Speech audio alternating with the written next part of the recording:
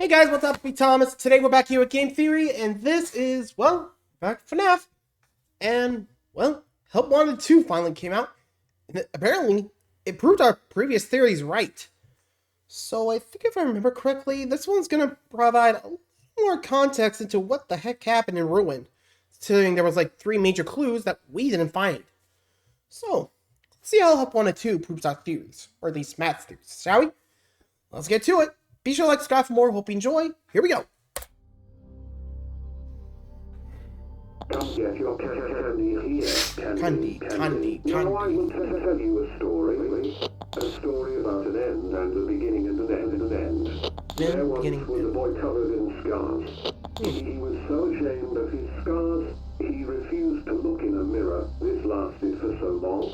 He eventually forgot they were ever there. Years passed until one day, this boy would come to the edge of a dark forest. There he saw a rabbit. He followed the rabbit as it scampered through the woods. They went over logs and around trees until he was eventually led to a beautiful flower. The scar-faced boy, now a grown man, plucked the flower to give to his daughter, but upon touching it, she died, for the flower was poisonous. Oops. And the man returns to the forest to play. Hello, Internet. Welcome to Game Theory, the show that encourages you to be mask off. Ladies and gentlemen, it is time to conclude the year of FNAF. With Tales from the Pizzaplex books releasing every 2 months, the Ruin DLC released back in July, and the FNAF movie happening in October, 2023 really did feel like the classic days of FNAF all over again, where there was a new release happening every few months. And to end the year of FNAF on an insanely high note, Steelwall decided to pull one final trick out of the Scott Cawthon playbook. They released a second game within 6 months of Ruin, the completely unexpected but very exciting sequel to FNAF VR, Help Wanted. And let me tell you, they couldn't have released a more perfect game at a more perfect time. Because at a moment of peak frustration with the fanbase, when Foxy, Stans, and Bonnie Bros had all collectively thrown up their hands in desperation, this game swooped in to deliver the answers that they so desperately needed. If the narrative of FNAF is kind of like a cracked piece of pavement constantly on the verge of crumbling into dust, this game was the cement filling in the crevices, patching up all the holes in the narrative just enough to give the whole thing a solid foundation again, at least for another couple of months. And I really do let's see how long that. Since FNAF 6 has there been a Freddy's game so determined to tie up loose ends and deliver answers to the lingering questions that have been piling up in the background. Basically, Help Wanted 2 single-handedly put a close on one major story arc, while also opening the door to another, a next generation. It's an ending and a beginning, all in one, depicting a cycle of violence that shows that you're never truly out of the woods when you're in the world of FNAF. In short, it's probably the single most important game release in the last 6 years for this franchise. So today, we're going to solve this game together to see what it's trying to tell us and where it's pointing the series moving forward. So grab your Faz wrenches and get ready to step into madness, theorists. Today, finally, we're going to see what lies behind the mask. As the game opens, we're welcomed in as a new employee of the pizzeria. Fazbear Entertainment is offering a new on-the-job training position for a future pizza professional. And after that short intro, we're immediately thrust into a pizzeria hub world full of training minigames, all while Helpy cheers us forward from his little projector in the corner. But very quickly, one question starts to rear its ugly head. Who are we? Who are we playing as? Throughout the various mini-missions that we're presented with, one line that we hear repeated over and over again is, what makes you so special? 3 separate characters all bring it up. Moon, Baby, even Mystic Hippo. What makes you so special? What makes you so special? What makes you so special? Considering everyone keeps asking us, we should probably have ourselves an answer ready for them, right? Well, we get a solid idea of who we might be thanks to plenty of explicit clues that are sprinkled throughout the game. First and foremost, we know that we're a Faz technician. Midway through the game, you unlock a Faz wrench that allows you to access a secret back area of the pizzeria. In that back room, there's a glowing tower that should look familiar to anyone who played through the Ruin DLC earlier this year. An inhibitor. Back in that game, these devices stopped you from being able to remove your AR-enabled Vanny mask. But that's silly. Why would that matter here? It's not like we're wearing a mask. Or are we? Sure enough, deactivating the tower allows you to reach up and remove the AR mask that's been stuck to your face since you first booted up the game. Suddenly, you see that this entire time you've been inside of a derelict pizzeria, worn down, decayed. And this isn't just any ruined pizzeria, it's the FNAF 6 location, complete with a recharge station and a Freddy spaghetti hole front and center. Not only is this just a fantastic mid-game twist that completely recontextualizes summarizes everything that you thought you knew about this game world, but it also helps confirm who we are and why we're down here. You see, us having a Vanny mask, it's weird, right? Like, who are we? Why would we have something like this in our possession? Well, it has to do with our job. In Ruin, Helpy tells us that these AR masks were worn to help technicians navigate through the destroyed Pizzaplex. Now, when I first saw that in the game, I was convinced that it was a trick just to get us to wear the mask and teach us the mechanics of this new game. But here we are in Help Wanted 2 in a destroyed Pizzaplex wearing a Vanny mask, and right there on the wall is a poster telling click staff it already. members to make sure Take they off your remove the mask. mask at the end of the day. It proves that what Helpy was saying, at least in this moment, wasn't a trick. The mask is in fact a real tool that's used by Fazbear technicians, for as strange of a concept as that is. So we're a technician for the... I mean, I guess it's to, one, integrate that VR technology that we've seen in most of the games so far. You know, Ruin, Help Wanted 2, I think a bit in the original Pizzaplex. I mean, there's that. Also to hide, like, the workers from the kids in case they have to come out. You know? I guess it could be, like, you know, part of the workforce, I guess. But it's still kind of weird to have that as your, like, company mask.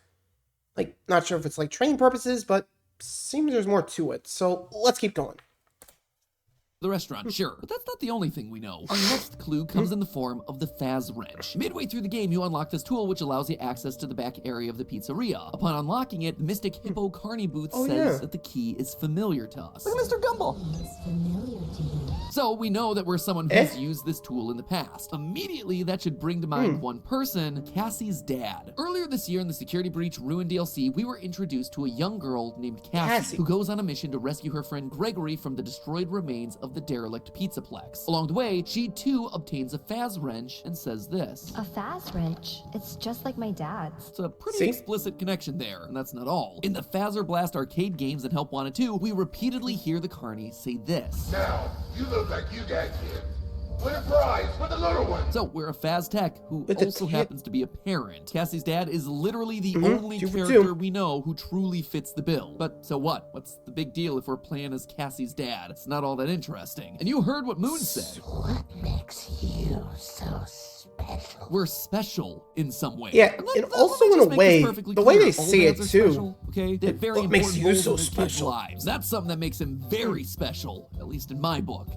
But obviously, we're talking about Fnaf. The joys of parental responsibility, not what these characters are referring to. Buddy. In a theory that I posted a couple months ago, I proposed that Cassie's dad wasn't just any technician. Instead, he was none other than the Bonnie bro from Fnaf 4. You know, the kid that wears the Bonnie mask who helps Michael torture his crying brother to death. We know from Ruin's item descriptions that Cassie's dad's favorite character was Bonnie. In that game, we were also able to collect both an old school Foxy and Bonnie mask, which was an odd detail when you consider that there were no other OG animatronic masks present like Freddy or Chica. That seemed to be referencing the masks that both Michael Afton and Bonnie Bro were wearing on that fateful day in 1983. Those details, coupled with a few other things, led us to the whole Bonnie Bro conclusion. But now that the full game's out, it certainly seems definitive that our theory was right. You see, towards the end of Help Wanted 2, we're given the chance to light fires next to the gravestones of some very familiar missing children. Light them in a specific order, and you unlock a secret chest. A chest that contains none other than that old Bonnie mask. When you collect it, we see the text, This looks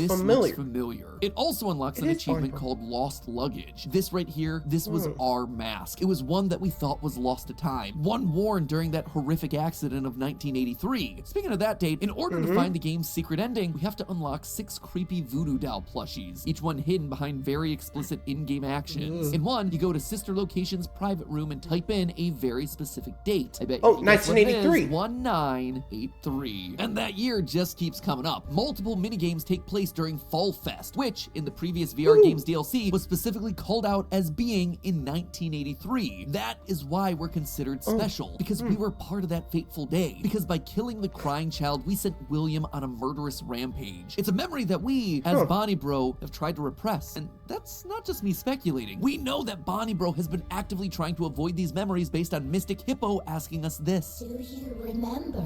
It's also why when we collect collect one of the first secret voodoo plushies, we get a trophy in game whose Remember description Jeremy. reads, retrieve a memory. Basically, by playing this game and getting these secret objects, we're forcing ourselves to confront memories that And we we got a buried Jeremy. deep in our Wasn't psyche. that the Crying We're Child? come to terms with the trauma of our past. Yeah. We're accepting it as something that happened that cannot be changed, only atoned for. Which then brings us to the game's endings. If you play through the game normally just by completing the various minigames Helpy tasks you with, you eventually unlock the 6 members of the Faz Force, the Fnaf universe version of the Transformers, because let's face it, at this point, Fnaf has literally parodied every IP known to mankind. Once you complete the collection, the lights flicker and suddenly a charging station appears, which opens up to reveal the hand of our dear friend Glitch Trap. Another flash, suddenly the nightmare staff bots appear, attacking you. Glitch Trap has won. He's tricked us. He's used Cassie's dad's love of collectibles against him. Much like the tapes in Help Wanted 1, these action figures contained parts of him, his memories, his essence. By gathering them all together, we've once again made Glitch Trap whole. With Princess Quest being the canon ending in Security Breach, it means that Glitch Trap lost his hold over Vanessa. He needed himself a new helper, so he lured us in, the last human employee remaining, and got us to put the pieces back together to reawaken him. The cycle once again repeats. That's why we see him reaching out of the charging station. Just like during the Burn Trap ending, he has enough strength to reawaken, to take control, and it's only then that the staff bots show up to kill us. But things aren't quite done yet. After our death, we change perspective into the eyes of a staff bot. And not just any staff bot. Specifically, we're looking through the eyes of the one who tells Cassie to take a mask at the beginning of Security Breach Ruin. What the bunny ear?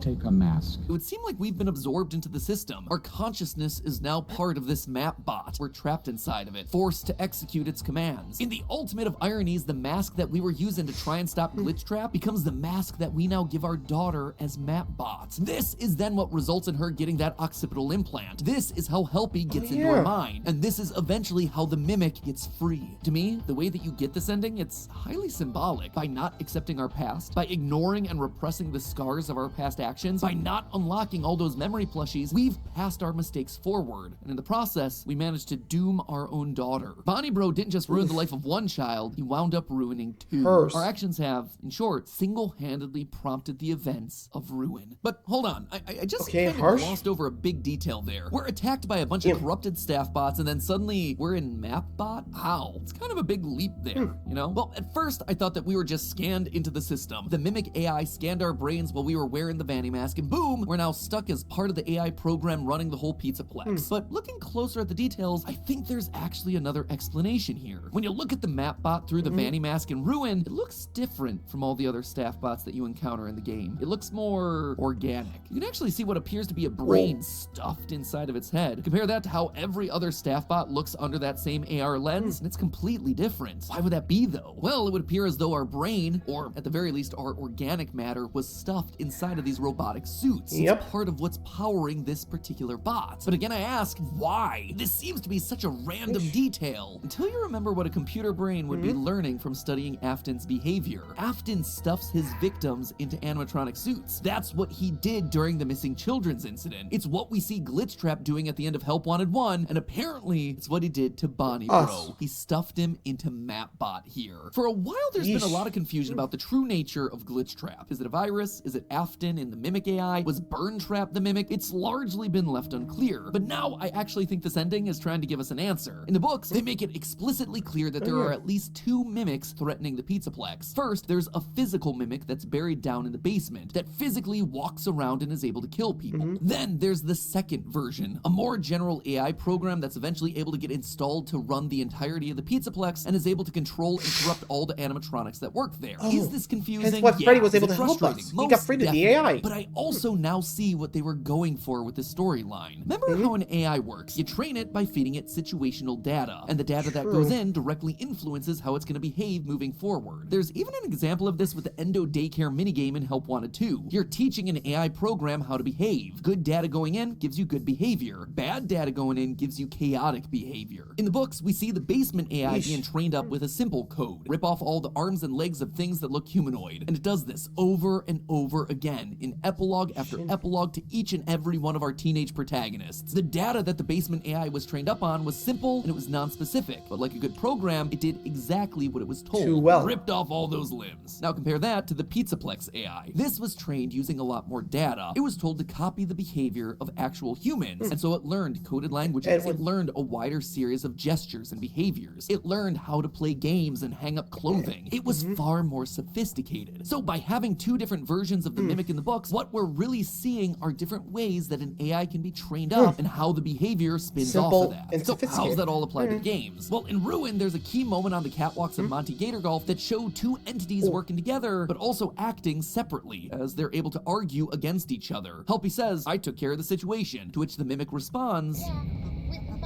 they're cut from the same cloth. They both started as the Mimic program, but they've evolved in different ways. And based on all of that, I suspect that the Mimic Cassie runs from at the end of Ruin is a parallel for the book's basement AI, a simpler, older system that uses Gregory's voice to talk to us throughout Ruin. This one just exists and executes two simple goals: kill things and escape from the basement. But then there's the Pizzaplex AI. I suspect that this is the more sophisticated system. This is the one that's been trained up on Afton's data specifically. It's the one that embodies itself as Glitchtrap, and it's also the one that speaks to us in the form of Helpy. And we know this to be true because of what we see throughout Help Wanted 2. In this one game, the AI is drawing from pretty much every past animatronic, including characters like Scrap Baby and Lefty, which are odd pulls considering they're characters that were never put on display for the public. These were characters that only existed for the fake pizzeria made to entrap Afton in Fnaf 6. So the fact that the system here knows about them means that they had to have come from Afton's mind. It's also why in the Helpy Hospital minigames, we see a kid's drawing of a burning pizza restaurant with Helpy running away. That's how Afton was able to escape and live on. His consciousness was contained within the Helpy AI, which was able to survive the Fnaf 6 fire. And remind me again, who is the one that encourages us to play these minigames throughout Help Wanted 2? The minigames that lead to the collection of the Faz Force toys, which ultimately give us the bad ending? Oh yeah, it's Helpy. And not just any Helpy either. Helpy spelled with an I. That spelling detail actually matters. You see, the name of the physical animatronic Helpy, it's spelled H-E-L-P-Y. But in Ruin, that digital neural implant Helpy is spelled H-E-L-P-I.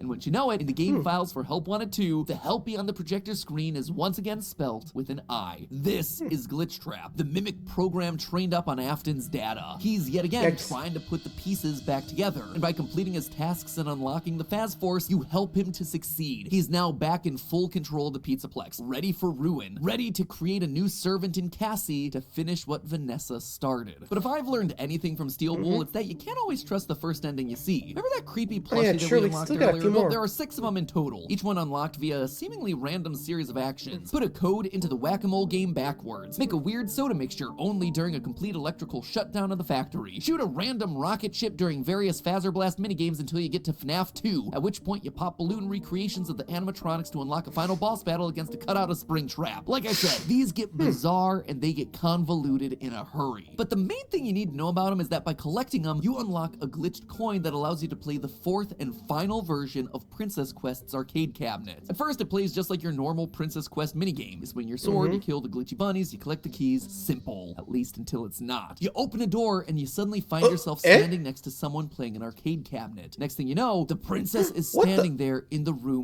with you. Are you kidding me? Oh, this is nuts. The real world and the digital world are leaking into each other. Reach into the screen, grab your sword, and suddenly you are the princess. Who's the princess now?